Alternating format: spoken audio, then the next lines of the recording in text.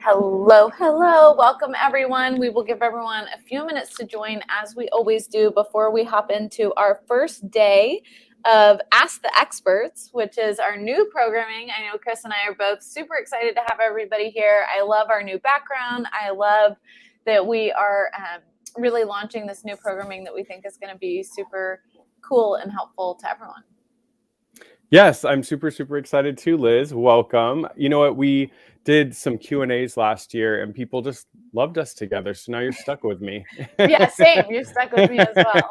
It was funny because whenever we would do them, because some of my clients that go to like our support group watch them and their parents and stuff, and they're like, we love you guys together. And then it just so happened that for the new year, it worked out. So that's right. I'm excited too. I think that it brings a big dynamic shift in a great way. So just to kind of reiterate, for those of you who didn't join last night, we have updated and revamped the programming here at the International OCD Foundation. This is all being done in an effort to streamline our programming and help people kind of know when we'll be. So we're going to have much more consistent programming. So all of our programming is basically going to be Tuesday evenings or Wednesday afternoon, morning if you're like Chris in California, and afternoon for the rest of us. But the afternoon times, which will be Wednesday at noon Eastern, we will be having programming every single Wednesday at noon Eastern. So it'll just be a consistent time that you know you can come here and learn.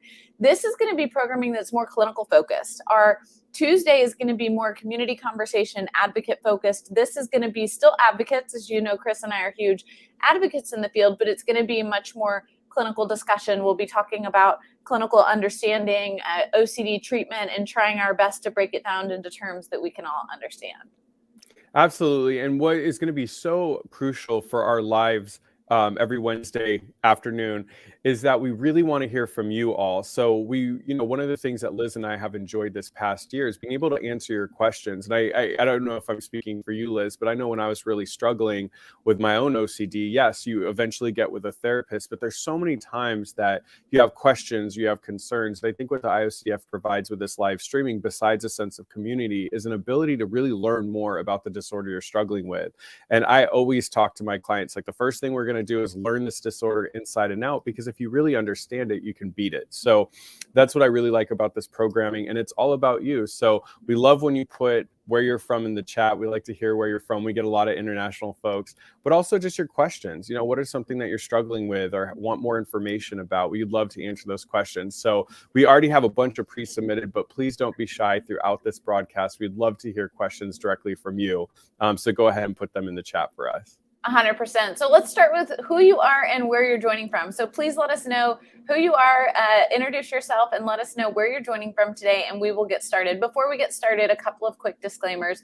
IOCDF and these live streams are never intended to replace any sort of emergency services or to be used if you are in active crisis. If you're in crisis, feeling unsafe or suicidal, please call the suicide prevention line at 1-800-273-8255. This is a number that I keep saved in my phone, and I recommend that everybody else does as well, because it is a great resource. But IOCDF or these live streams are not intended for if you are in any sort of acute or emergency state. The second piece is these are not intended to replace therapy. And so that doesn't mean we're not going to talk about therapy. We are. Like Chris and I are both going to be talking about therapy, but we're going to be talking about it from a psychoeducation standpoint. We'll be giving thoughts. We'll be giving even some like treatment recommendations in the sense of what we might do it broadly and generally, but not specific to you. You really should be working with your own specific provider to develop your own treatment plan. One of the things Chris and I will talk a lot about, and you'll hear us talk about consistently, is that OCD treatment should be individualized. So even though we can give a lot of feedback and a lot of thoughts, every one of our presentation of OCD is different. The way our symptoms present and the way they shift over time, it's unique. And so what that means is your treatment should be also, and that's why we want you to be working with an individual provider. But we hope that we can provide some helpful education to get you on your way to appropriate treatment or to increase the efficacy of your treatment you're receiving. Absolutely. Well said. And we already have some people shouting out where they're from. So we have Pennsylvania. Hi, Tori. We have Daniel, who's out here in California. Me too. What part? We have New Hampshire in the house with Deidre. We have Dave, who says we are a great team, so thanks, Dave. And then we have Daniel, who is thanking us for the lives, and Pauline, who is also thanking us. So we're more thankful for you.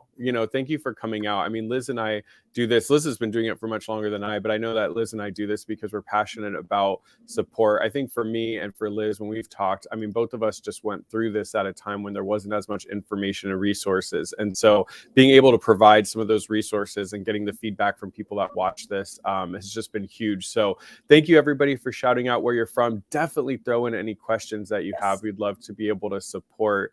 And I just want to say, like, there will be overlap between the live streams, but the live streams today, these are really intended for you to ask us questions about treatment, for you to ask us questions, clinical questions, because both Chris and I, anybody who is going to be leading a Wednesday talk moving forward is going to be a licensed clinician, somebody that speaks on behalf of OCD, the foundation, and that you can trust, that is really speaking backed in evidence-based research. We are not just not to say just advocates. We love being advocates. That's something we've done for a long time, but we also are licensed. And so this is going to be a much more clinical conversation, where Tuesday afternoons is going to be speaking with advocates and much more community conversation among each other. So think of Tuesday more as support and Wednesday more as psychoeducation around OCD treatment. Yeah, I don't know if you want to start here. If everybody missed it, we did a really good live stream last night, just introducing and rolling out the different live streams, and we had some questions that we didn't get to yesterday. So maybe I'll jump into the first one.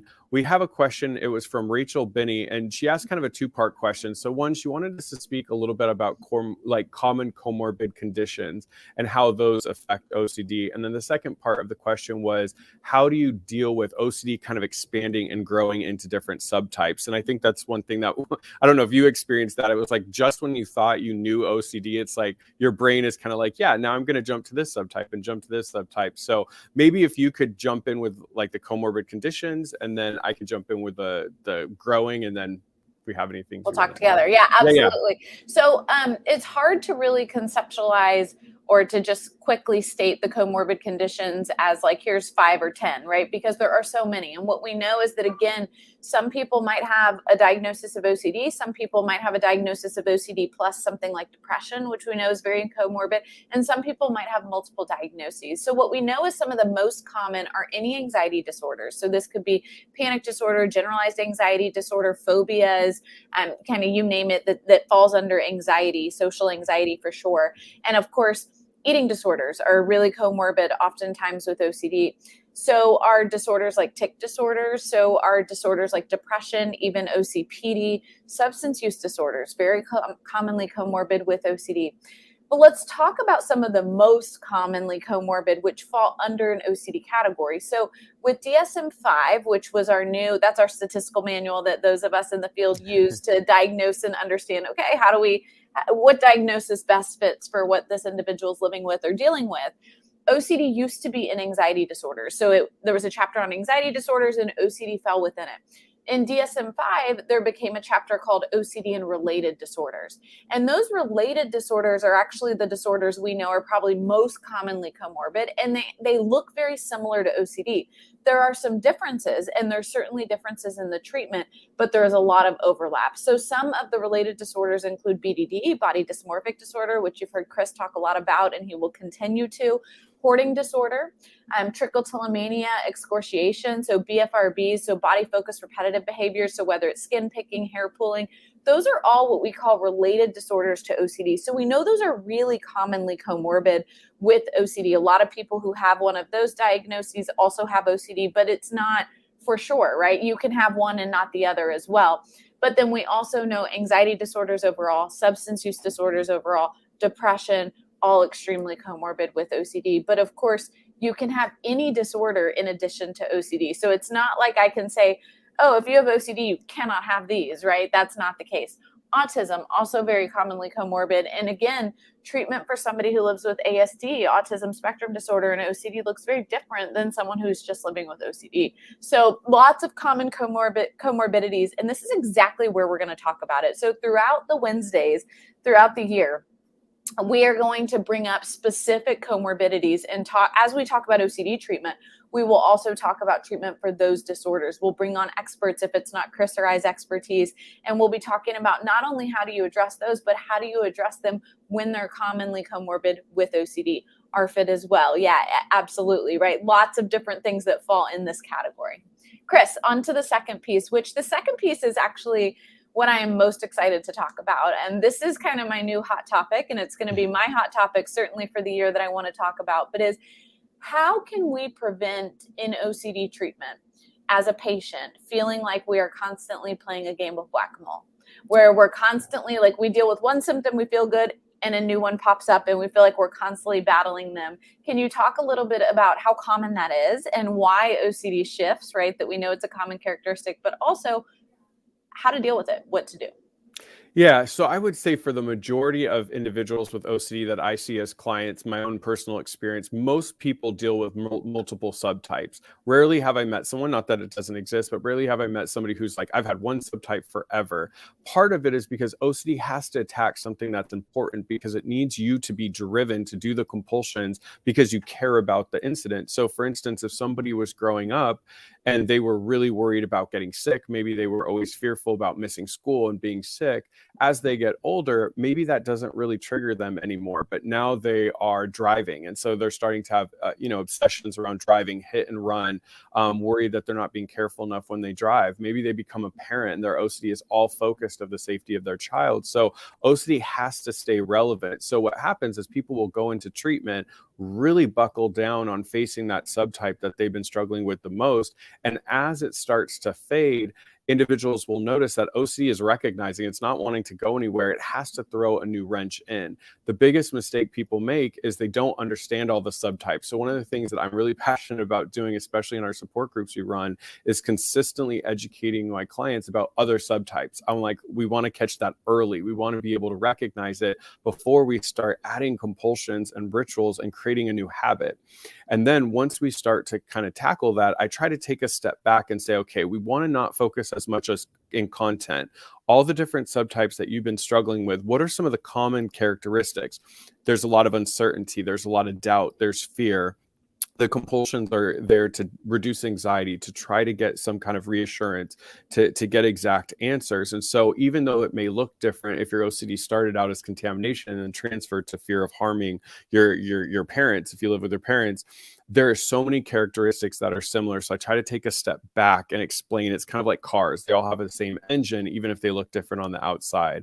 The great thing that I always remind people is ERP, the tools that you get for one subtype works for every subtype. You don't have to start from scratch. So I definitely want to give Liz a chance to kind of add anything that I missed, but I do want to let people know that you're not alone. This is very, very common. But the good news, what I typically see if somebody really understands ERP is as new subtypes emerge, they're able to nip them in the bud quicker and quicker until they kind of just see OCD as one big mass and don't let it kind of reproduce because they're already kind of step ahead from anything OCD can kind of throw at them. 100%. No, I agree. I don't think you missed anything. You said it perfectly. I actually think that we could do an entire Wednesday talk on this, on how, like, we can title it, how do we prevent playing a game of whack-a-mole when we are engaged in OCD treatment? And we can go more into it. So we can talk a little bit more about it. But the way I explain it in a nutshell is that we can either, when we do OCD treatment, engage in symptom management or treat our OCD as a whole. And what I mean by that is that oftentimes we tend to do targeted ERP, where we're doing ERP focused on our current fears, which makes sense. And that's what we're going to do regardless to help address the current fears. But as a patient, I want you to make sure you are understanding the concept and that you are buying into the model of uncertainty, not just extinguishing that one fear that you're addressing in that moment, right? Because if we really understand why we're doing this ERP and how it's working mechanically for our brains, for our behavior, and the purpose, the intent behind it and uncertainty, we can apply those exact same concepts to any other triggers that come up.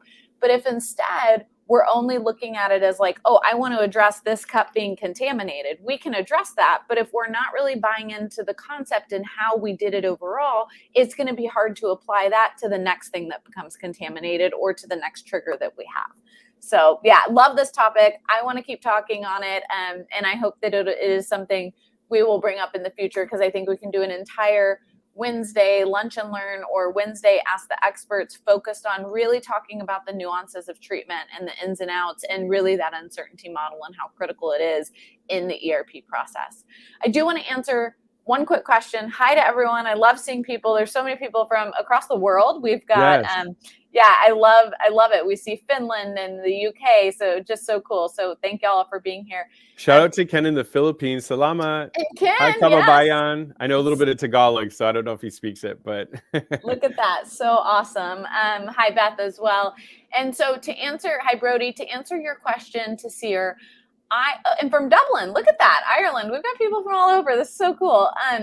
I don't know how common it is to have OCD and bipolar 2 specifically. Like, I don't know those exact statistics. I don't know if you do, Chris, but it is certainly comorbid and it is certainly common, right? We definitely see it. We know that bipolar is a comorbidity that happens with OCD, but I don't know the exact statistics myself.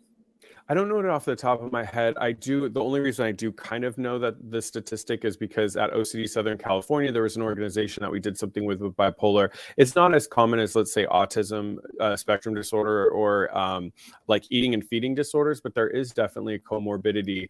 And one of the things that I always like to address with my clients is some of my clients with bipolar 2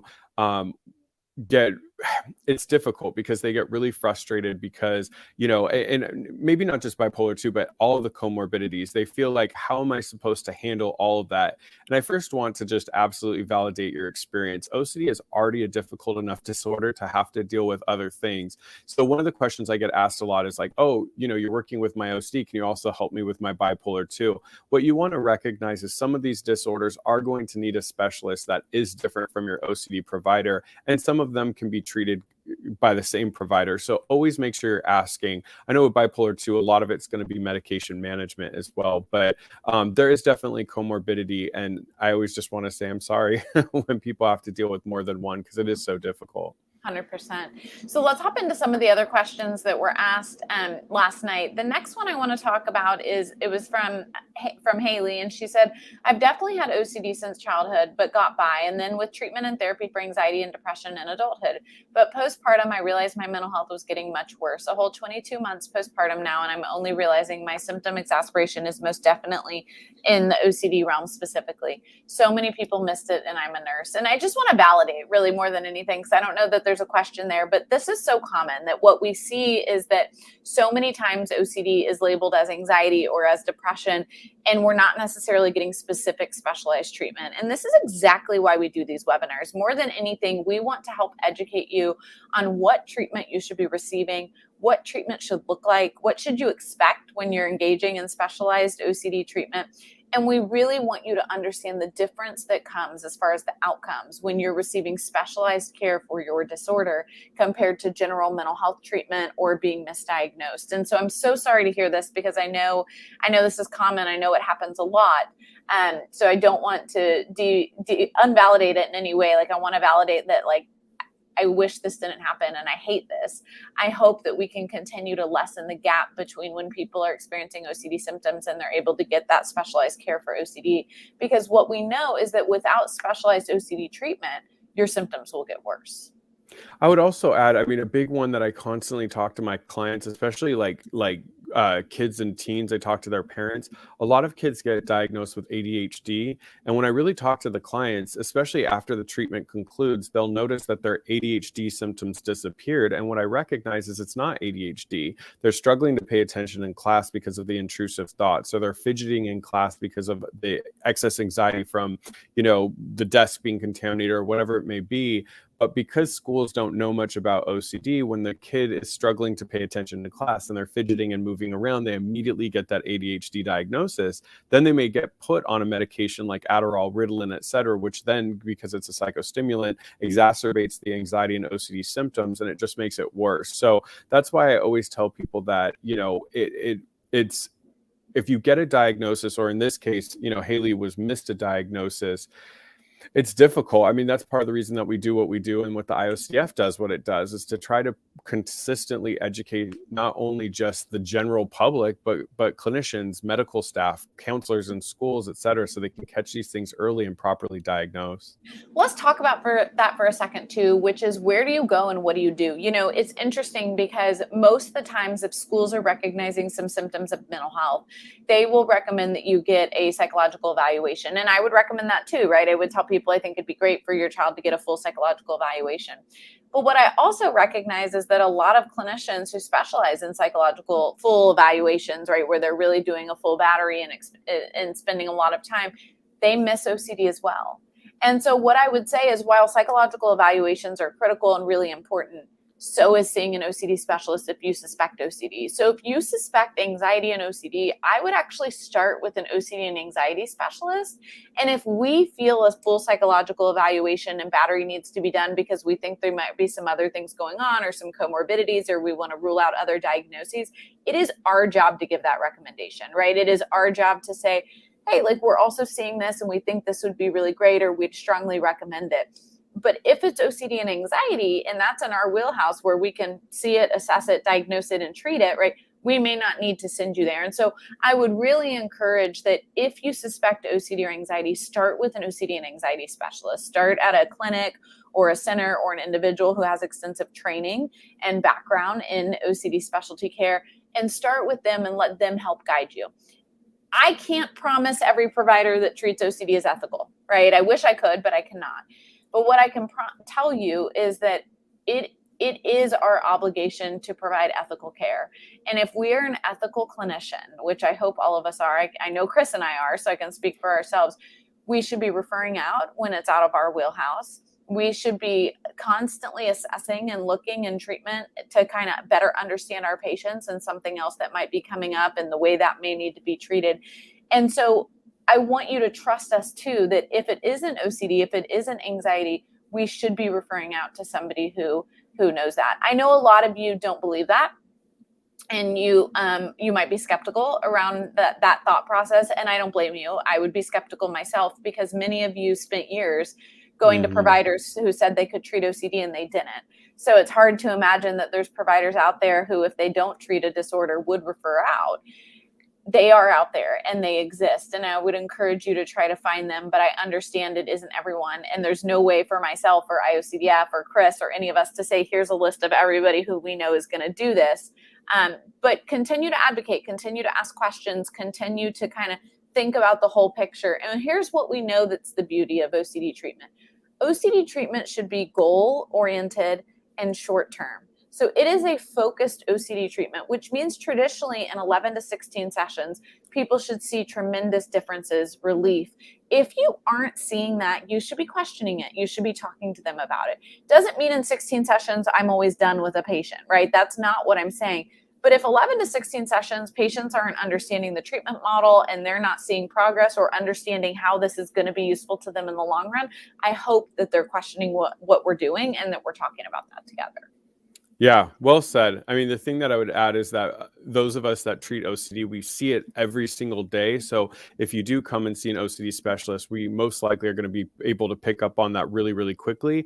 And what I know for me is, if I'm doing an assessment and there's things coming up that don't really fit into the OCD wheelhouse, that's when I recommend a psychological assessment. And it does not mean that you're crazy. I mean, you know, I've had a couple clients get really defensive, and I'm just saying, I just want to make sure that we're kind of like weeding out some of these other things, because, you know, if somebody's doing like really erratic behavior, like they're doing things where it's just a lot of just impulsive behavior. Yes, there's some impulsivity with OCD, but typically we are much more controlled, overthinking things. Risk averse. Yes, exactly. So if somebody's doing like really, really just risky behavior, you know, like an example is they're just like consistently just spending a lot of money and clearing out their money, very kind of like manic behavior. I want that to be addressed so that you can get the help that you need.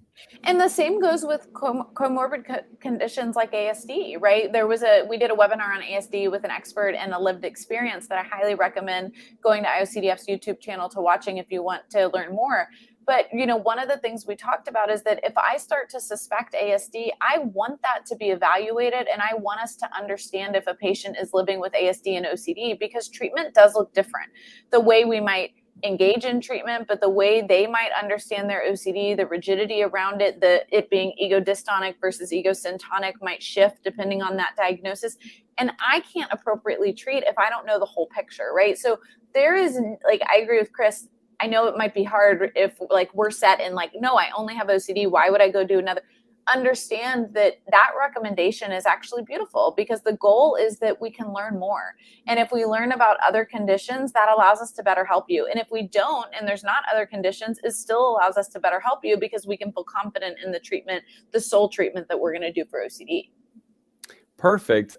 We have a question at 12:11 a.m. from Pauline. Pauline says, I was away over Christmas, New Year, and my checking OCD, which can take ages at home, virtually disappeared in the place I was staying. Why do you think that happens? I love it. Great question. You know, we call this the honeymoon period, Pauline, and it happens all the time. We see it every day right here, because I run the McLean OCD Institute here in Houston, where we have partial hospitalization and residential. And often what we find is patients will come and they'll say, well, Liz, like, honestly, I don't know that you're going to be able to do much with me because my symptoms aren't that bad here, and I'm actually feeling pretty good.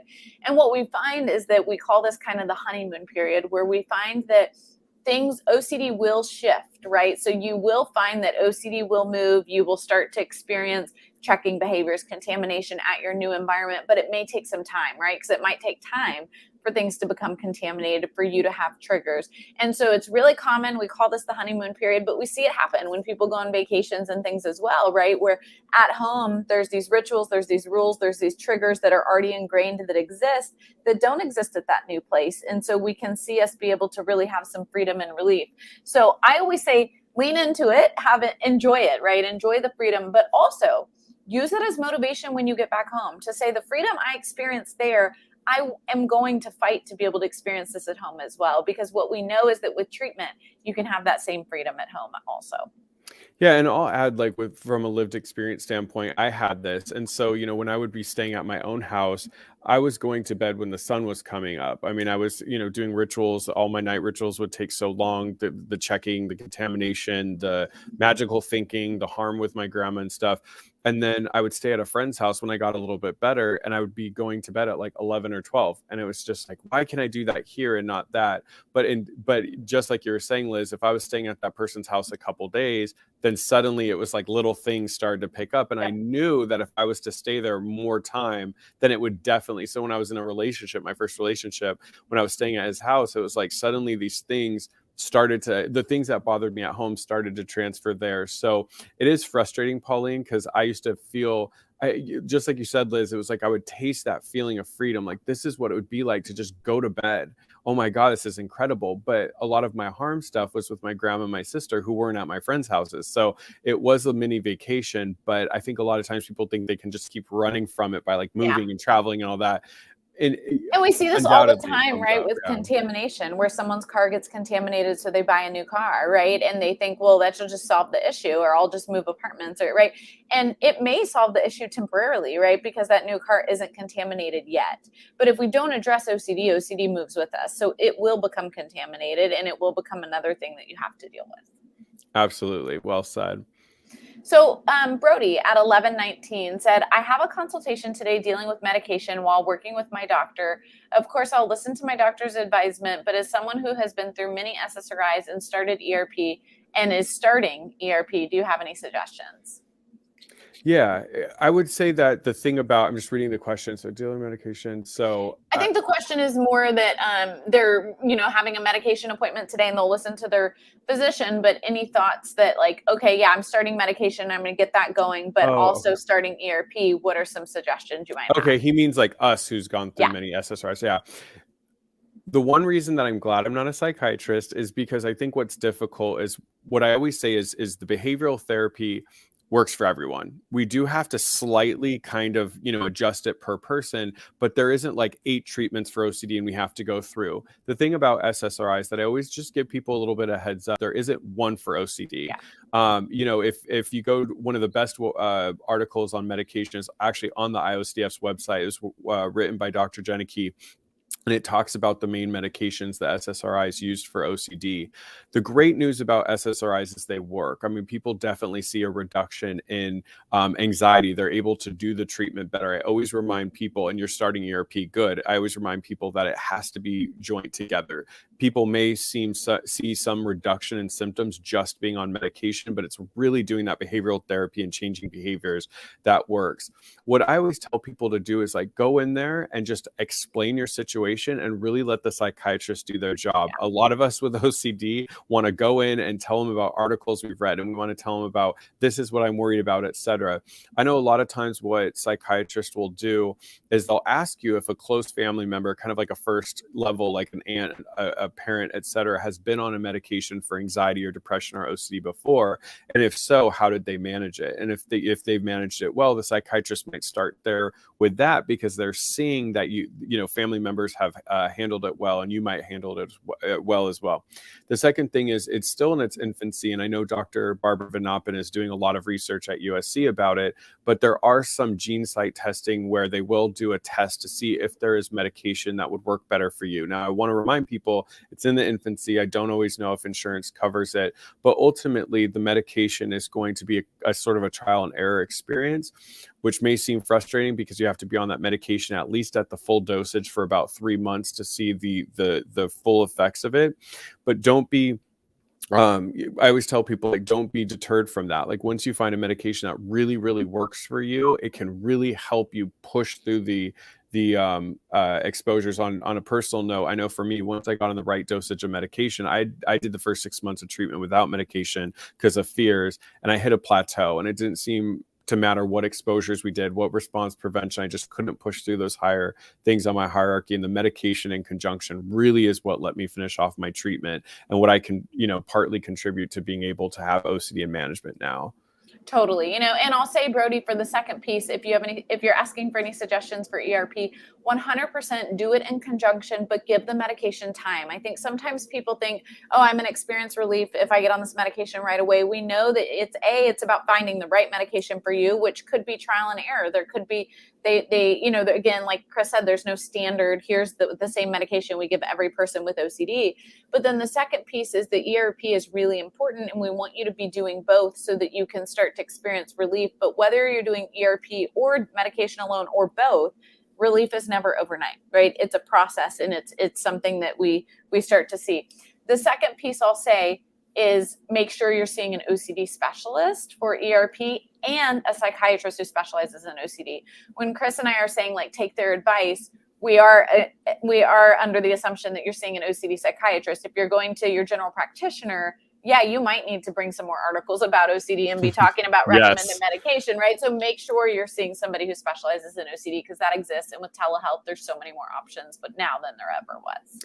Yeah. And really that article by Dr. Janicki is a good one to bring if you're, because unfortunately there are some people that in their area or even, in a state or a country with telehealth, they don't have good OCD specialized psychiatrists. But what they talk about in Dr. Janicki's article, when he looked at all the research and studies, it shows that individuals with OCD tend to be on a higher dosage of medication. So an example the article discusses is like the average person might be on 40 milligrams of Prozac for depression, anxiety, but 60 to 80 for OCD. And so what I see with clients that can't get in front of a psychiatrist that specializes in OCD is they can tend to be under medicated, and they will see some general relief, but they won't see the relief that others maybe in a support group are getting who see a specialist. So and my disclaimer that we'll kind of stop with is we will 100% make sure we bring on a psychiatrist to one of the talks in the future, because I know medication is something people want to hear from, and I'm always really nervous for us to talk about it. So make sure when we're talking about these things, please don't make adjustments on your own. Please don't consider changing your medication on your own. You want to be meeting with your psychiatrist, and they really should be guiding that for you, because again, it's individualized. All right, Chris, a question for you from Sarah at 11:22 a.m. How do you know if this is such a good question and a hard one? So how do you know if someone has OCD versus general anxiety disorder? I've heard that people with GAD can have light OCD symptoms, but it's not full-blown OCD. I'm more so wondering about people I'm close with. And this is a good question, because I think we all kind of clinically get caught up sometimes being like, is this GAD? Is this OCD? I don't know. And like trying to differentiate it. Yeah, no, and rightfully so. I mean, I've never met somebody with OCD who doesn't have anxiety. Yeah. Nobody's ever like dealing with OCD and is like, but I love it. It's so much fun. I'm relaxed about it. So it is very, very difficult. A couple things. I would say the first thing is usually typically with generalized anxiety disorder, it's around kind of everyday life events. So way back in my undergrad, I worked at a general anxiety disorder. We had to do hours through my school, and all of the clients that came in, typically it was having to present something in front of classmates at school. It was really nerves around talking to a boss, or they would get really anxious in large crowds. Typically, I would find that it was around sort of like general life stuff. And I think that's where the generalized comes from. So with OCD, I have clients that will be struggling with things that don't really make sense to be in part of their life. Sometimes people do have OCD around real things. They drive, for instance, or they are just had a kid, etc. But with generalized anxiety, they typically have it where the event comes along, they start to have a little bit of pre-anxiety. They have anxiety during the event, and once the event is done, their anxiety can dissipate. Whereas an individual with OCD, there's a lot of intrusive thoughts. There are a lot of intrusive urges. There's a lot of intrusive feelings, and it consistently happens. Somebody can have OCD around an event that they're not even at. Typically with generalized anxiety, the person is nervous because they have a speech coming up, but I'll have clients that have not gone to school for 10 years because of just the idea of having to make a general discussion. So that is where I'd see the biggest stuff. Also, people with generalized anxiety disorder, I typically see that they do more just like general avoidance. If something makes them anxious, they might avoid it, or they might try to kind of like shrink down or be small to not really bring attention to themselves. But with OCD, we see ritualistic behaviors that are needed to be done to completion and are very, very part of that disorder. So a lot of times people can get it misdiagnosed, but I guess to me it just seems pretty obvious if it's OCD versus GAD. Yeah, and I think the big difference I think about, like Chris just mentioned, is kind of what is the root fear? Is it more of just general worry? And is it more of just like I'm anxious or I'm just worried? Or is there a specific fear, right? Something bad is going to happen. There's going to be this negative outcome. This thing could, I could get poisoned. Like, this one sounds much more like OCD, where there's a specific fear compared to general worry, right? And as Chris said, I don't know anyone with OCD who doesn't also, right now, a lot of my therapy sessions, my own therapy work, some of it is more like general anxiety than OCD, because I'll talk a little bit more about just kind of like, here's some things I'm dealing with that I'm anxious about, right? Maybe it's a situation at work, maybe it's a situation with friends or in personal life, that there's not like an OCD core fear, there's not an OCD trigger, it's kind of that general anticipatory like discomfort or anxiety. The second piece I'll say, and some providers might strongly disagree with me, so Chris, if you're one, please just say so, because I love to have candid conversation. I don't get too caught up in what is what, right? At the end of the day, exposure therapy is going to work. And response prevention is going to be critical for OCD, which in and of itself, that's going to become evident that you need to do response prevention because you're doing rituals, right? You're doing many more rituals for OCD compared to worry for GAD. But at the end of the day, the treatment is very similar, right? So for some of us who might have GAD and OCD, you're going to still be doing exposures. There just might not be as much of a response prevention component because there's not as many rituals. So don't get too caught up in, is this GAD? Is this OCD? Like, let's just lean into uncertainty and let's do exposures regardless. Yeah, absolutely. I mean, that's the good thing, is they aren't so far off that if somebody is treating something, it could mess anything up. I would say lastly too, the big thing is, because I do work with some clients that have generalized anxiety disorder, and what I notice is for a lot of them, pretty much throughout the day, they're full functioning. There's a certain area, typically it's with kids around schoolwork. When it comes to their schoolwork, they might be anxious, but outside of that, they don't really experience a lot of anxiety. Whereas my clients with OCD are bombarded throughout the day at all times, middle of the night, the rituals, etc. So I don't want to discount generalized anxiety disorder, but what I notice with OCD is it seems to be full-fledged for people throughout the day. They're always triggered. Something happened a year ago, they're reflecting on it, they're worried about the future. And my clients with generalized anxiety will say, well, I'm really anxious around dating, but I'm great in work and I'm great here and I'm great there. So that's something else that I typically see different between the two. Is there? Yeah. So a couple things I'll just kind of run through. So Brody at 1122, and you don't have to put all these up, Jess. You said, I didn't get my OCD diagnosis until my 30s, and I've been through the ADHD and anxiety diagnosis. Totally hear it, right? It's very common. I'm sorry that it's been such a long process, but I'm also really excited that you now have an appropriate diagnosis, and I'm very hopeful for the treatment journey that you're on. It sounds like you're looking forward to both psychiatry and behavioral intervention, so you're spot on.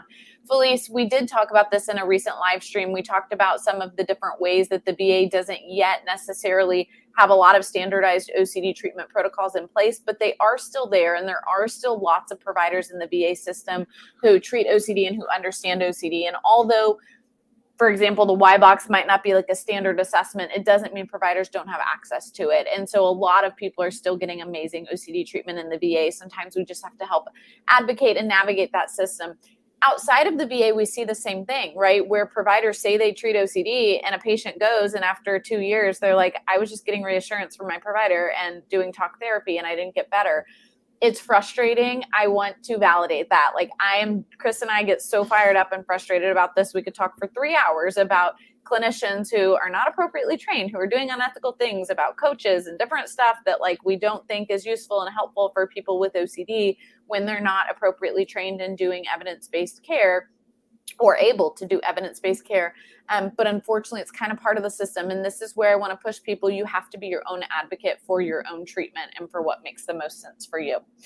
Let's jump to the question from Saima at 1125, Jess. So Chris, she said, when your OCD tells you to avoid certain things, you do ERP, right?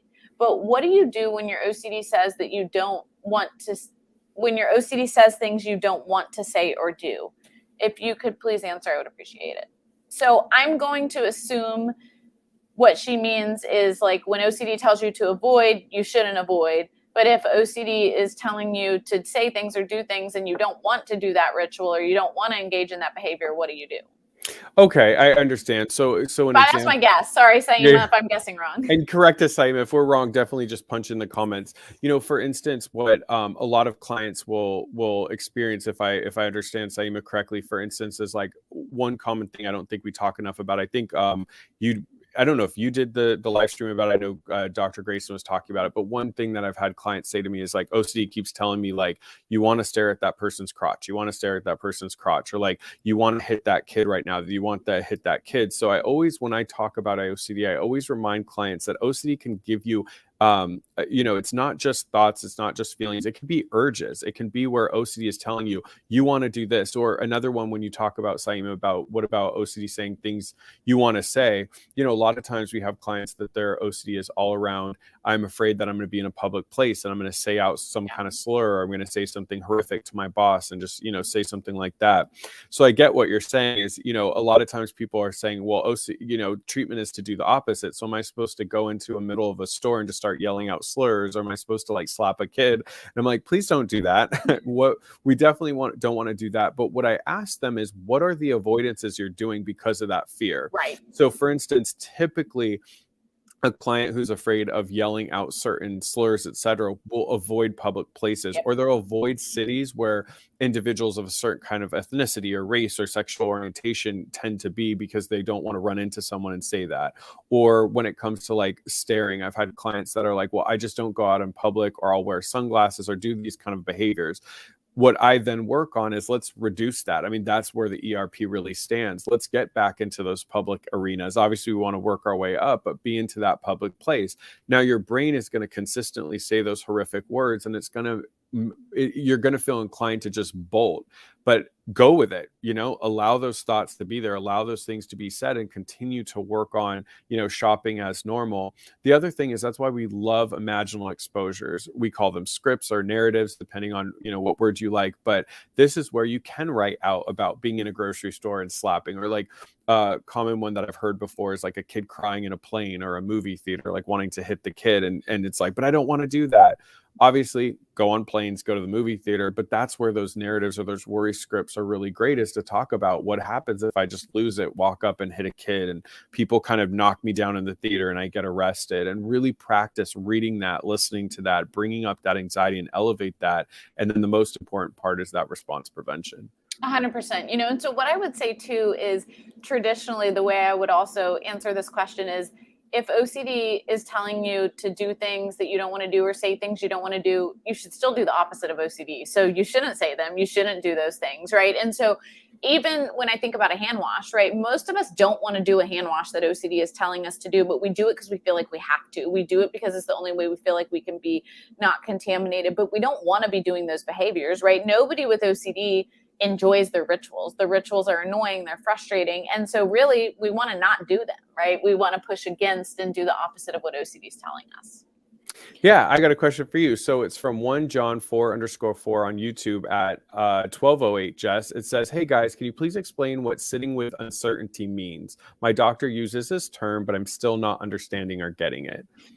Love this. So first thing I'll say is this is so important, John, and it's so important for everybody. If you don't understand the concept of uncertainty and you haven't quite bought in, I want you to take a bit of a step back in treatment. And I want you to really focus on understanding and buying in, because this is exactly what I was talking about earlier, which is that if you aren't bought into the concept of uncertainty because it doesn't quite make sense or you're not there yet, you are going to struggle not just with the targeted ERP you're doing right now, but how you're going to be able to continue to do ERP for different things throughout your life. And so what does sitting with uncertainty mean? What it means is that exposures with response prevention don't end at response prevention. They end at uncertainty. So I want to coin a new term with Dr. Grayson called ERP plus U, but it's ERP with uncertainty. So what I mean by that is that if my cup is contaminated, I can touch the cup. That's the exposure, right? I can engage in response prevention, which would be what? It would be something like not washing my hands, not using hand sanitizer, right? Maybe even cross-contaminating and kind of letting that exposure. But that in and of itself only goes so far, right? That will eventually eliminate this cup being contaminated. The more I touch it, the more I don't wash my hands and I sit with the feeling, I am going to overcome the fear of this cup being contaminated. But what I really want is I want to be able to address the core fear of contamination and have it be applied to much further out in my life than this cup. And so what I want to do is I want to touch the cup. I want to not engage in the hand wash. And I want to sit with the uncertainty around the fear. So if the fear for this is that the cup is contaminated and I'm going to become contaminated if I don't wash my hands and I'm going to get sick, after I don't wash my hands, which is the response prevention, I want to do that plus U, right? That plus uncertainty, which means I want to sit with the feelings that I'm becoming contaminated and I may or may not get sick. So what happens is after the exposure, after the response prevention, we really need to lean into the uncertainty so that we are now accepting and addressing and confronting that core fear versus just that selected exposure, if that makes sense. And so a lot of people use this term embrace uncertainty, and a lot of my patients hate it because they're like, you make it sound fun. Like we want to be like embracing uncertainty and we're excited, right? But what it's really about is approaching uncertainty. It's accepting uncertainty. It's sitting with uncertainty. That is the part actually that's the most uncomfortable part of any exposure, right? It is not fun to sit with uncertainty, but it's where the most freedom is. Because what happens is when you truly accept uncertainty, which means you're truly leaning into that core fear, right? That it isn't just about current things that are triggering. It's about the core fears that make those things triggering, right? You accept and lean into the uncertainty around that. And so I want to push you, John, consider reading books like Dr. Grayson's, which is Freedom from OCD, watching some of our webinars where he's done some specific webinars on uncertainty to really be able to understand the concept. Because I agree with you, it is going to be really hard to do ERP and sit with uncertainty if you don't know what that means. So also role play with your provider. Okay, you want me to do this exposure. I understand conceptually how to do the actual exposure. What is the uncertainty piece that I should do? So that together y'all can talk through that and you can really understand it to apply it, not just for the current exposures you're doing, but ones in the future as well. Yeah, you answered it so thoroughly. I want to just one little thing, sometimes clients will ask me like, am I supposed to literally like sit in a chair and just stare at a wall when you say sitting? And what I try to explain to them is like, no, what we mean is sitting is such a passive event. That's why people like to sit. It's very passive. You just sit and don't really do much. That's what we're really asking you to do. Is OCD is such a it's not a passive, it's a very active condition. We're constantly thinking, we're constantly trying to fix. And so what people do is the opposite of sitting with the uncertainty. They want that uncertainty gone. So they're doing everything they can in their head or physically Googling, et cetera, to get answers. And so we're saying, no, do something passive, let it go, really just tolerate. And this is my soapbox for 2022. And so I want us to do a whole talk on this, a whole lunch and learn, because we can really break it down. And what Chris and I can do is we can throw out different triggers, different things, and we can both say, okay, how would you do it? What would it look like? What would be useful versus not useful? How would you actually feed OCD versus ways that you're actually pushing against OCD? So I just want to end with the second piece. When I like accepting the uncertainty more than sitting, because I agree with Chris, it's not about sitting, but what it's about is that no matter what you do later, you've committed to the uncertainty, you've accepted it.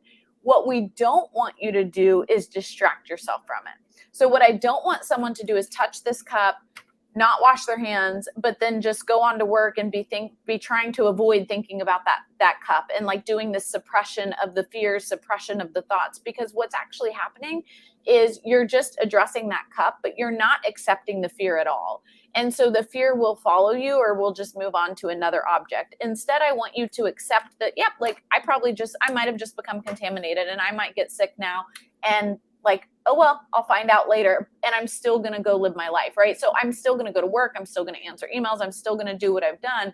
But I've accepted that core fear, not, oh, I did the exposure, but now I'm just doing other things to distract myself. And I'm trying to suppress thinking about that, because then it's Pandora's box. It keeps coming up and it keeps following us. But let's do a whole lunch and learn on this. Maybe that can be our next lunch and learn, is how do you sit with uncertainty, and what role does uncertainty play in ERP? Like how is it so critical, but what does it look like in practice? I want Chris and I to really walk through harm OCD, scrupulosity OCD, sexual intrusive thoughts. Like, let's do all of it and give different scenarios. Absolutely. It's such a core part of this treatment. Totally. And so I want to be cognizant on time. I know I have a hard stop in 8 minutes, and I know Chris does too. So we will try to get to at least a couple more questions. The ones that we don't get to, we will make sure we add to our question list and continue to answer for various live streams. So let's keep going. So one individual said that, you were hesitant to do ERP, but you're doing it and you've come a long way. Awesome, right? Keep that up. That is what we're all hesitant and we're skeptical, and you should be. Some people we're asking you to face fears you've never faced. So of course we should be anxious and skeptical, but it works. And that's the great piece. 1127 Bezod said, please talk about difficulties that clinicians experience, especially during the COVID-19 pandemic, for diagnosing and treating contamination-based OCD. So Chris, maybe you could just kind of briefly speak on this, and then we'll do one more question. Yeah, absolutely. I mean, that was really different. I even heard Dr. Grayson talk about it, that his treatment had to shift a little bit because of CDC guidelines. One of the things that I've done, at least in my own practice, or in the practice I work at, is making sure that we definitely keep inside of those safety. I mean, in California right now, there's a lot of restrictions of things we can or cannot do. But ultimately, what I've noticed for most clients with contamination around COVID is they've created their own set of rules that go beyond the World Health Organization and CDC. So one of the things sometimes that OCD will do is they'll tack onto a real issue, but just expand it and almost be like an overachiever. So a lot of my treatment with clients with contamination around COVID fears is to reduce and get those behaviors into kind of like the normed behaviors that most of us are taking precautions around COVID. Absolutely. And the last piece I'll say is that as a clinician, it is really quite simple to differentiate COVID fears versus like normal COVID and anxiety versus OCD. So remember, OCD isn't appeased with CDC guidelines and following safety protocols, right? Somebody who says like, oh yeah, I'm wearing a mask in public right now, or my family member was exposed, so I'm quarantining, like that's normal behavior that's recommended right now. They're following state and local guidelines. OCD is not appeased with state and local guidelines or CDC guidelines, right? It always wants more. It never feels like it's enough. And so OCD pushes the limit is, hey, I know I'm supposed to do this, but I have done my 10-day quarantine, but I don't feel like it's enough. And now I'm worried about, cross-contaminating. So I'm Cloroxing everything in my house and everything in my office. And what if I spread it this way, right? OCD goes so much further than CDC or than any local guidelines. Absolutely. So let's jump to our last question from Andrea at 1129. Should the therapist start ERP? I love this question. Should the therapist start ERP by suggesting the exposures to the patient with the goal of eventually engaging in the patient to come up with their own? Or should they expect the patient to be able to come up with their own exposures right away by themselves?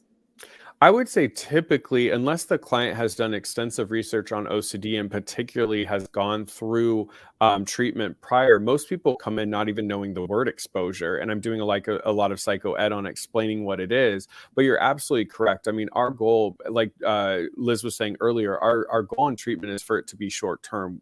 Most of us don't have a 7-year client with OCD. So the goal in the beginning is to suggest exposures. I always make it a collaborative process. I definitely want the client to do as much as they can on their own. But I know in the beginning, I tend to kind of guide like, hey, this is typically some exposures that we do around the sphere. But absolutely, the goal is to get that client to start to come up with them on their own. But more than that, to start seeking stuff out. If they go to get food, order the food that's greasy and they have to touch their phone without washing their hands. So it gets to a point where we definitely want it to be a collaborative process in the beginning, but the goal is to get them to become their own therapist.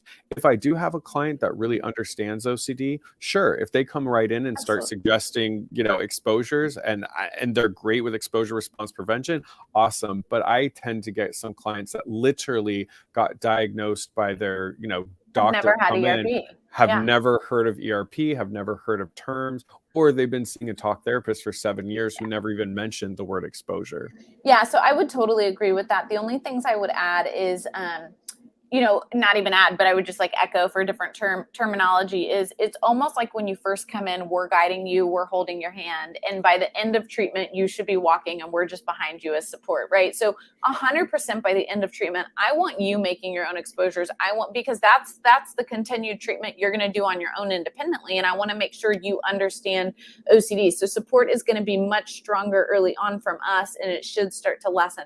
The second piece is, I think clinicians struggle with this sometimes because especially clinicians who maybe don't have as much extensive OCD experience. An example is, I know there's been clinicians before where I've worked with patients where clinicians get so anxious about providing reassurance that early on they're not answering any of the patient's questions because they're like, well, I don't want to answer reassurance, or everything they're saying, well, I don't know, what do you think? Well, and the patient's like, I literally don't know. That's why I'm like trying to understand, and so at the beginning, psychoeducation, I am going to do a lot more explaining, a lot more understanding, a lot more what might look like ritual reassurance. And it might even be a little bit of reassurance early on, but it's because I want to make sure you fully understand and are educated on it.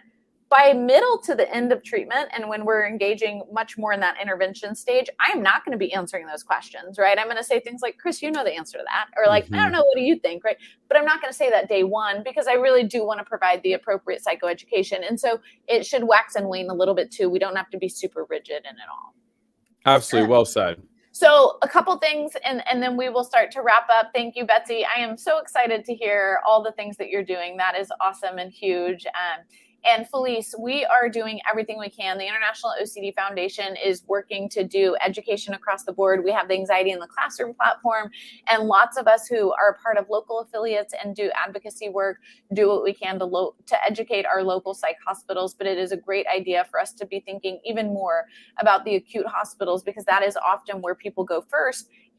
Are they appropriately educated, and what can we do to better educate those? But I know, like here in Houston, I've done lots of education at those. And so I know there are a lot of us that do it in our own work, and it's still on behalf of or through the International OCD Foundation. We will absolutely be getting to all these questions. And there is links, Brody, between OCD and panic disorder. We know that there is a common comorbidity there. And I will get to, sorry, but I will try my best. Tanya's last questions, and Chris will end there. So the first one, and you don't have to put these both up, Jess, but the first one was, I'm a student with OCD. My therapist told me that I cannot study with my symptoms. I'm trying to study. Is it true that that cognitive work is an unrealistic task for someone with OCD? Well, I'm really sad that you heard that. I mean, that's just not accurate at all. There is probably going to be some challenges with the obsessions and the rituals that you're doing that may make it more difficult. But I always need my clients to have a why to get better. And so, if your why is you want to be, complete your degree and do well in school, that's going to be your motivation to do ERP. So that is just not accurate. That At all. Yeah, my heart individuals, hurts yeah, the way my Chris's heart does. We're hurts both too. like, Yeah, oh, like, I'm you like know, speechless. and Yeah, in fact, I would actually say the opposite, which is like, great, we are going to use that as motivation, right? I want totally. you to stay in school. I want you to stay studying because I want you to be pissed when OCD starts to interfere with that. I want you to be Mhm. mad at OCD because we can use that as motivation for why we want to do this work, right? As Chris said, the why is so critical in treatment.